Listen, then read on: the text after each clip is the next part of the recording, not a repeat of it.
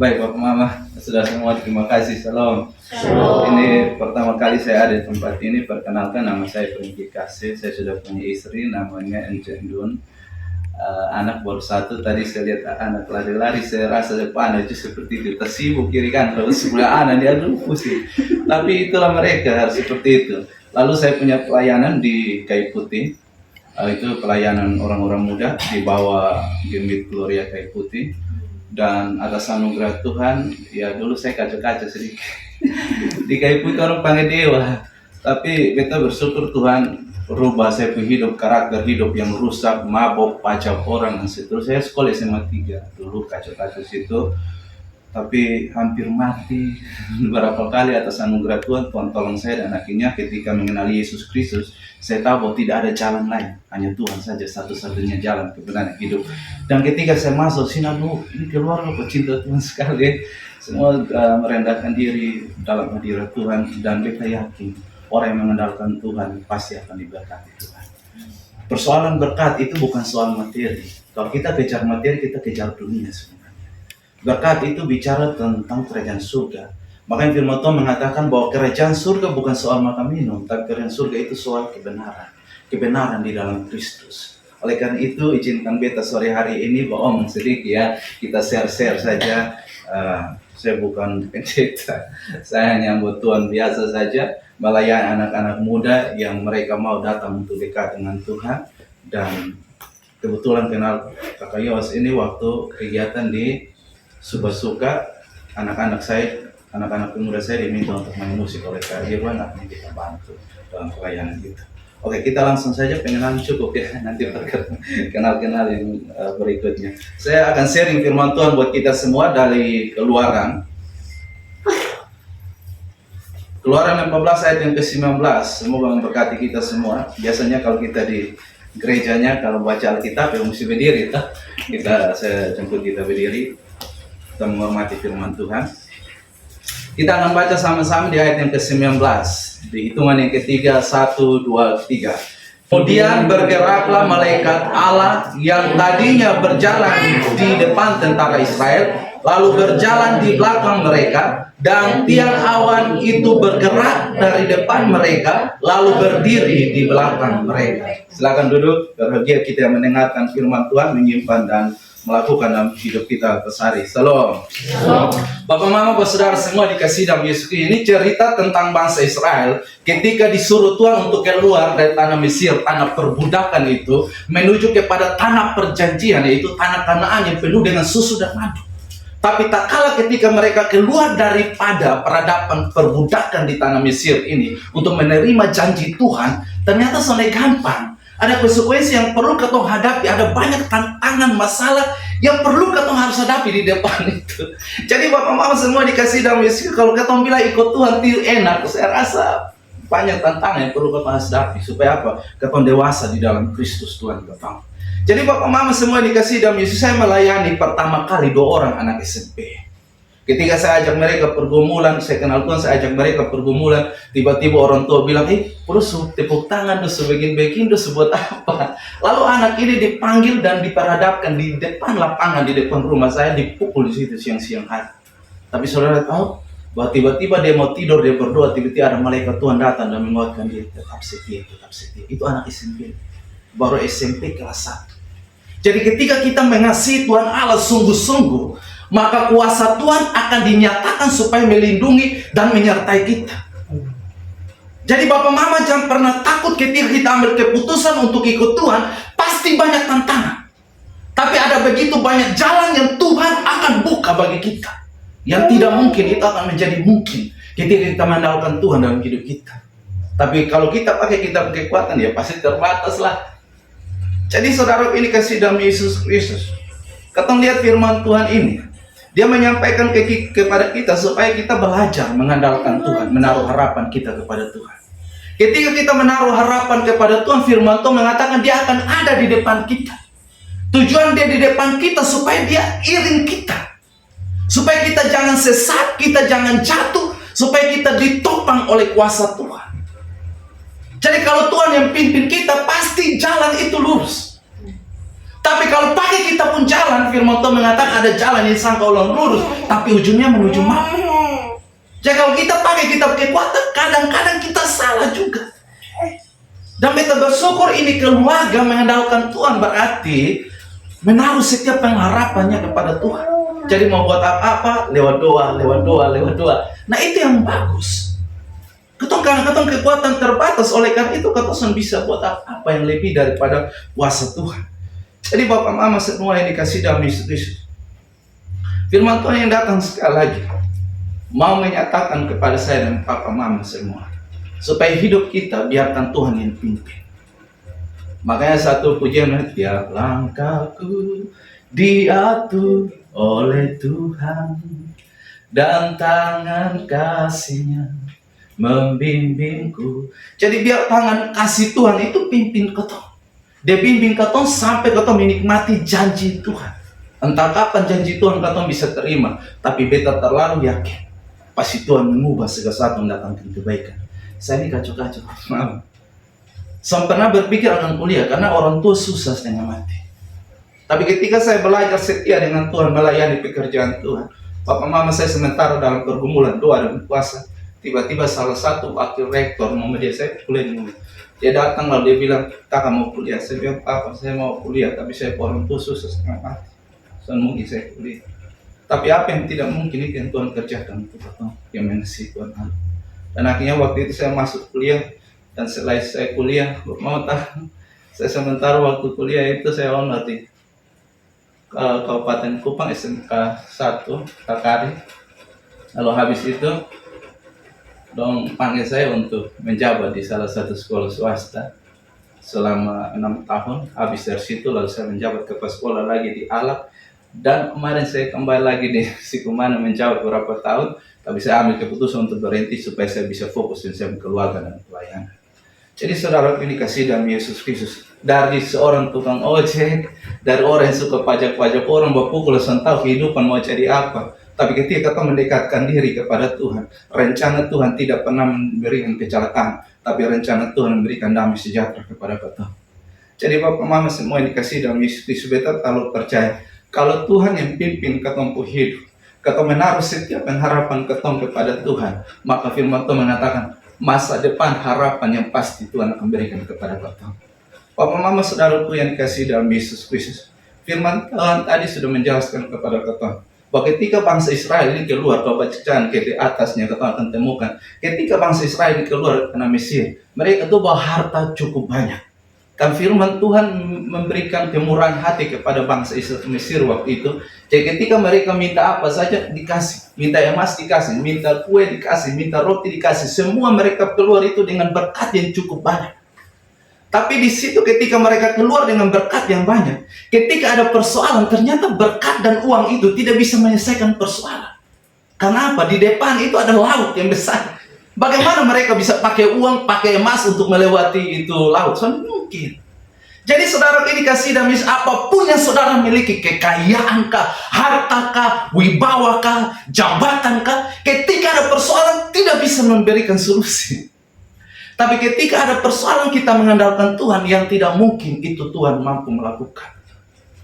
Di hadapan, di depan ini kan laut, di belakang ini kan pasukan prajurit dari Firaun. Ini sudah ada jalan keluar lagi. Mau pakai harta, soalnya mungkin itu harta sudah bisa. Mau suap ini Firaun ini dia punya anak bodoh, sudah akan bisa. Nah kadang-kadang kita seperti itu. Ketika ada masalah kita pakai kita punya kekuatan, kita pakai kita punya uang, kita pakai kita punya jabatan, relasi dengan sesama supaya apa? Ada solusi. Tapi kata sebagai anak-anak Tuhan jangan pakai cara itu. Kita harus mengandalkan Tuhan dalam setiap kehidupan saya dan saudara. Jadi Bapak Mama semua yang dikasih dalam Yesus sekali lagi, bahwa harta kita tidak mampu untuk menyelamatkan kita. Hanya satu harta di kerajaan surga, yaitu Yesus. Dialah jalan kebenaran hidup itu. Mari kita mengandalkan Tuhan di dalam kehidupan kita. Saudara yang dikasih dalam Yesus Kristus, kita lihat daripada firman Tuhan ini, kita akan menemukan bahwa penyertaan Tuhan itu sungguh nyata ketika kita menaruh pengharapan kepada Dia. Dia pimpin kita. Lalu ayat selanjutnya mengatakan dia di depan, lalu dia di belakang. Tujuan di belakang supaya apa? Dia yang bimbing ketong. Dia bawa ketong. Dengan gadanya dan tongkatnya itu yang membimbing ketong. Kalau Tuhan yang pimpin ketong dari belakang, dia tuntun ketong, maka musuh-musuh di belakang itu menjadi lawan daripada orang itu yang pimpin kita. Jadi saudara ini kasih dalam Yesus Kristus. Ketong lihat di ayat yang berikut. Dalam Keluaran 14 ayat 14 untuk menjawab apa yang tadi kita baca tadi. Dia bilang begini. Keluaran 14 ayat 14 bilang, Tuhan akan berperang untuk kamu dan kamu akan diam saja. Jadi ketika kita mengandalkan Tuhan, menaruh setiap pengharapan kepada kita, kepada Tuhan, maka ketika ada persoalan yang terjadi, maka yang harus kita lakukan adalah duduk diam di hadapan Tuhan. Ketika kita duduk diam di hadapan Tuhan, menaruh semua pengharapan kepada Tuhan, maka tindakan Tuhan, dia akan berperang menggantikan kita. Nah, itu cara Tuhan. Makanya satu firman Tuhan ketika Danau, murid-murid itu sementara menyeberangi di suatu tempat, lalu tiba-tiba Tuhan bilang, oh besok dahulu, nanti baru beta kemudian pergi. Kira-kira jam 3 hampir petang, hampir siang, tiba-tiba Yesus datang. Yesus datang lalu firman Tuhan mengatakan dia melihat. Dia melihat murid-murid ini sudah kewalahan, sudah bingung karena gelombang yang cukup besar yang harus dihadapi. Lalu Yesus melihat mereka mendayung dengan susah payah. Dayung-dayung dengan kekuatan mereka. Ternyata mereka punya kekuatan sungguh sangat terbatas. Dan saya coba untuk membagi kata daripada Markus 6 ayat 48, coba Mama lihat. Satu orang bisa bantu saya baca toh. Markus 6 ayat 48. Markus 6 ayat 48. Ya. Ketika ia melihat betapa payahnya mereka mendayung karena angin sakal, maka kira-kira jam 3 malam ia datang kepada mereka berjalan di atas air dan ia hendak melewati mereka. Ya. Jadi saudara ini kasih dalam Yesus Kristus, dia melihat. Kata melihat dari bahasa aslinya itu artinya melihat, waspada, dan mengerti keadaan mereka. Dari bahasa aslinya, penerjemahan bahasa aslinya begitu. Dia melihat, dia waspada, dan mengerti keadaan. Jadi ketika Tuhan melihat persoalan yang ketong hadapi, dia waspada. Waspada itu artinya bersiap sedia. Kapan saat di waktu yang tepat dia akan tolong ketong. Dan dia mengerti apa yang sementara keadaan yang ketong alami. Jadi ketika ada persoalan, ketong harus pastikan bahwa Allah mengerti dengan keadaan ketong.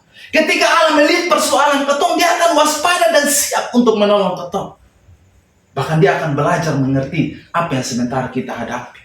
Makanya firman Tuhan mengatakan, Tuhan menguji kita tidak akan melebihi kekuatan kita atau kemampuan kita. Dia tahu titik di mana kita tidak mampu. Dia sangat mengerti. Ketika dia melihat itu, dia mengerti keadaan kita. Dia tahu di waktu yang mana dia harus tolong kita. Lalu yang berikut, dari bacaan itu ada satu kata yaitu payah. Payah itu dari bahasa aslinya adalah perasaan tersiksa dan tersakiti. Jadi ketika Tuhan melihat kita sudah payah, kita sudah tersiksa, kita sudah sakit, di situ baru Tuhan bilang, oh lu mampu leh, oh lu sanggup leh. Oh, lu pun kekuatan sudah terbatas kok. Oh, lu pun uang bisa tolong lu kok. Di situ baru Tuhan bilang, oh beta datang. Jadi ketika Tuhan melihat kita, dia mengerti keadaan kita. Yang pertama, dia mengerti keadaan kita. Yang kedua, ketika kita payah, kita tidak ada jalan keluar lagi. Kita merasa tersiksa, kita merasa sakit. Di situ baru Tuhan bilang, beta datang tolong lu. Supaya lu tahu bahwa ketika lu sembuh, lu diberkati, lu alami apapun, lu tahu bahwa itu semua datang daripada Tuhan. Jadi mama semua yang dikasih dalam Yesus Kristus, kadang-kadang Tuhan buat ketong seperti itu. Ketong bersusah-susah berdayung. Dayung itu kan pakai kekuatan kita, cara kita, strategi kita untuk kita selamat. Tapi ketika kita dengan susah payah mendayung, ternyata kita tidak menemukan solusi. Tapi ketika kita mengandalkan Tuhan, firman Tuhan di selanjutnya dikatakan, maka datanglah. Nah, kata datang itu dari bahasa aslinya artinya memahami dan mengatur. Jadi ketika Tuhan datang, dia pahami keadaan kita. Dia tahu bahwa kita sudah tersiksa dengan sakit penyakit. Dia tahu kita lagi tersiksa dengan masalah hidup ketong. Dan ketika dia memahami persoalan ketong, maka firman Tuhan mengatakan dari bahasa aslinya dia datang, artinya dia mau mengatur kehidupan kita. Yang tidak baik, dia atur supaya jadi baik. Bagaimana dia bisa atur ketong? Kalau kita tidak pernah merendahkan diri dan izinkan Tuhan mengatur hidup ketong. Sunahkan pernah. Saya dulu masih kacau-kacau, orang ajak saya berdoa, saya tidak akan pernah berdoa. Ajak saya baca Alkitab, saya tidak akan pernah pergi. Suruh lonceng berbunyi, saya pernah pergi. Saya ke rumah tuh di Kayu Putih, itu di belakang gereja Gloria Kayu Putih. Babunyi saya pernah pergi. Rumah mati-mati di situ.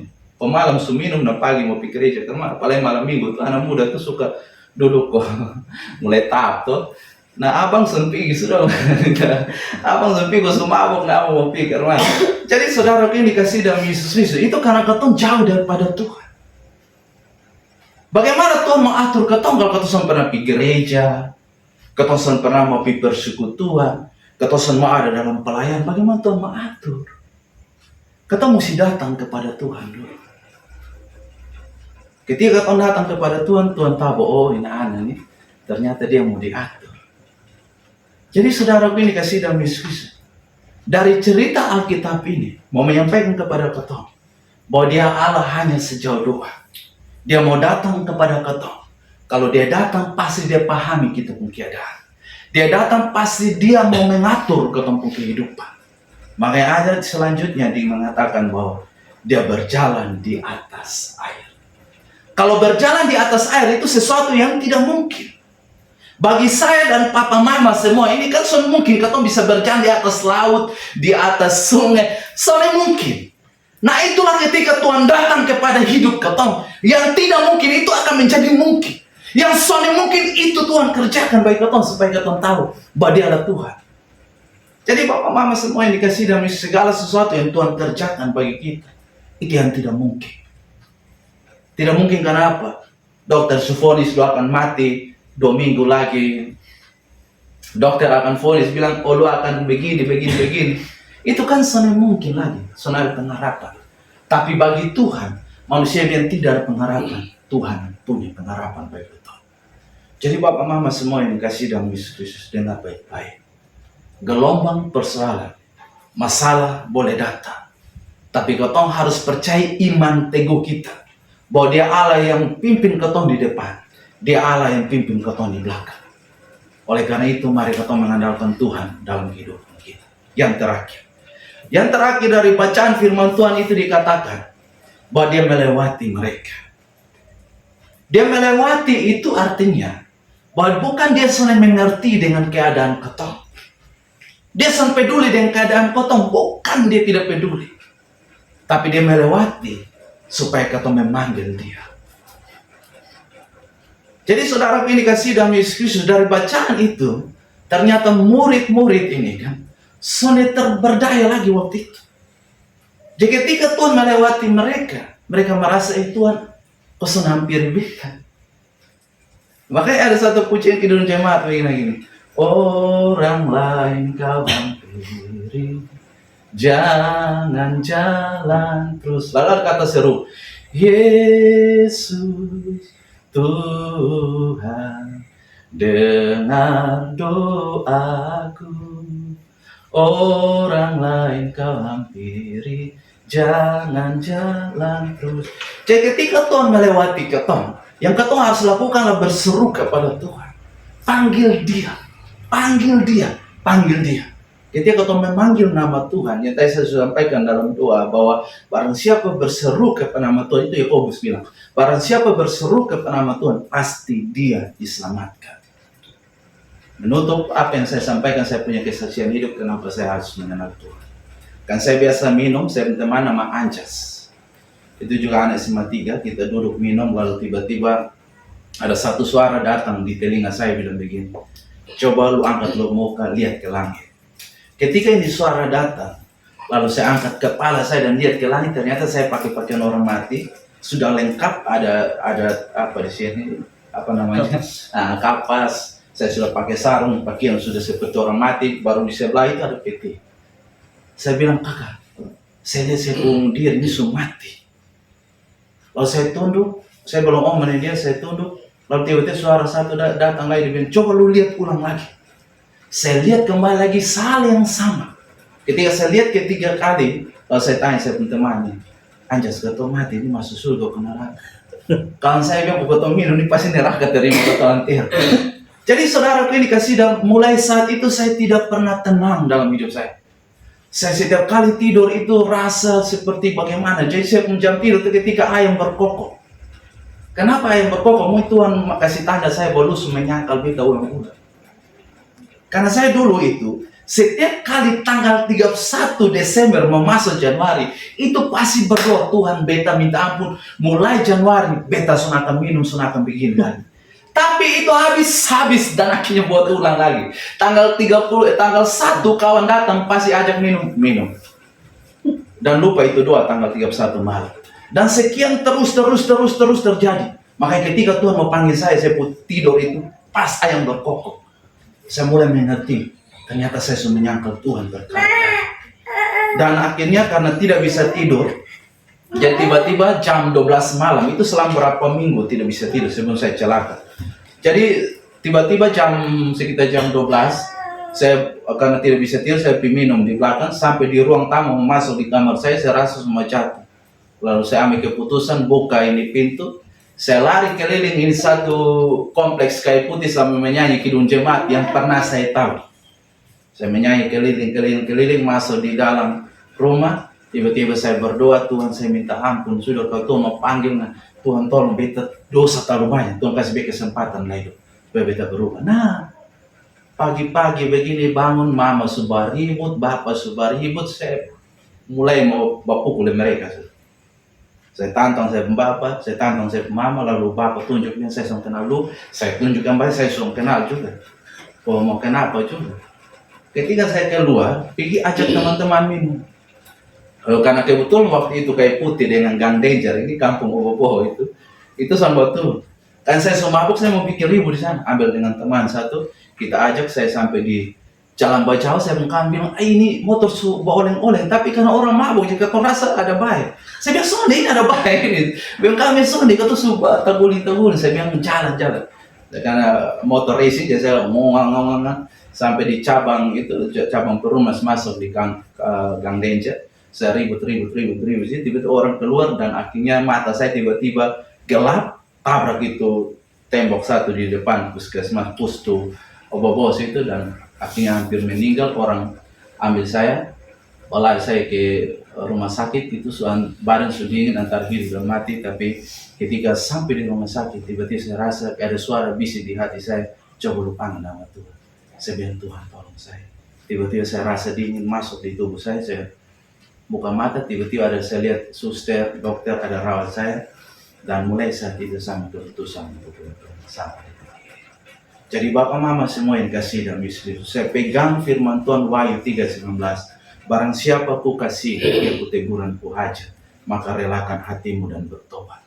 Dan hari itu saya relakan hati saya, karena Yesus sudah datang, dia memahami keadaan saya, dia mau mengatur hidup saya, supaya hidup jadi berkat. Hidup ini kesempatan, mari jangan sia-siakan kesempatan ini, supaya kau jadi berkat, andalkan Tuhan dalam kehidupan kau. Sampai Kristus datang kedua kali, tetap setia. Bapak Mama di tempat ini sudah mengambil keputusan untuk membangun mesbah Tuhan, tetap setia sampai Tuhan datang kedua kali.